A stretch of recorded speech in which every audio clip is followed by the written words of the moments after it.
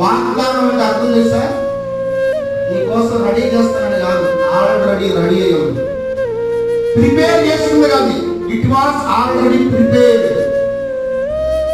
అరే నీకు వాగ్దానం చేస్తున్నా, తల్లిదండ్రులు వాగ్దానం చేస్తున్నా, 1,00,000 రూపాయలు దాచిపెడతా,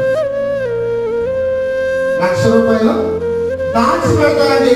అది ఫ్యూచర్, భవిష్యత్తులో దాచిపెట్టలేకపోతే లేదు.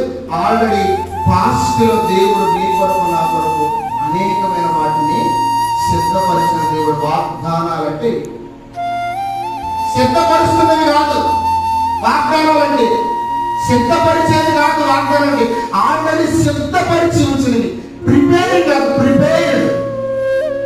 పాస్ట్ లో ఎప్పుడో మనం పుట్టక ముందే ఈ జగత్తుకు రూపము